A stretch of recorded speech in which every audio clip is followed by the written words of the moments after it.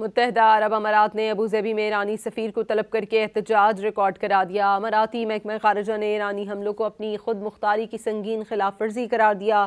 اس سے قبل ایرانی حملوں کے بعد متحدہ عرب امارات نے تہران میں سفارت خانہ بند کرنے کا اعلان کر دیا تھا۔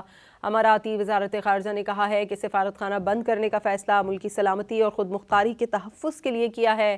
انہوں نے کہا کہ تہران میں تعینات سفیر اور سفارتی عملے کی واپسی کا فیصلہ کیا ہے۔ اماراتی وزارت خارجہ کا کہنا تھا کہ ایرانی میزائل حملوں کی شدید مذمت کرتے ہیں۔ حملے UAE کی خود مختاری اور قومی سلامتی کے خلاف ہیں۔ متحدہ عرب امارات نے ابوظہبی میں ایرانی سفیر کو طلب کر کے احتجاج ریکارڈ کرا دیا۔ اماراتی محکمہ خارجہ نے ایرانی حملوں کو اپنی خود مختاری کی سنگین خلاف ورزی قرار دیا۔ اس سے قبل ایرانی حملوں کے بعد متحدہ عرب امارات نے تہران میں سفارت خانہ بند کرنے کا اعلان کر دیا تھا۔ اماراتی وزارت خارجہ نے کہا ہے کہ سفارت خانہ بند کرنے کا فیصلہ ملکی سلامتی اور خود مختاری کے تحفظ کے لیے کیا ہے۔ انہوں نے کہا کہ تہران میں تعینات سفیر اور سفارتی عملے کی واپسی کا فیصلہ کیا ہے۔ اماراتی وزارت خارجہ کا کہنا تھا کہ ایرانی میزائل حملوں کی شدید مذمت کرتے ہیں۔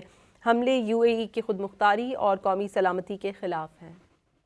متحدہ عرب امارات نے ابوظہبی میں ایرانی سفیر کو طلب کر کے احتجاج ریکارڈ کرا دیا۔ اماراتی محکمہ خارجہ نے ایرانی حملوں کو اپنی خود مختاری کی سنگین خلاف ورزی قرار دیا۔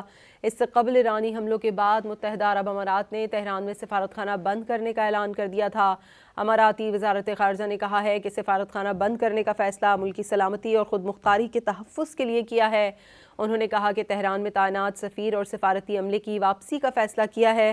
اماراتی وزارت خارجہ کا کہنا تھا کہ ایرانی میزائل حملوں کی شدید مذمت کرتے ہیں۔ حملے UAE کی خود مختاری اور قومی سلامتی کے خلاف ہیں۔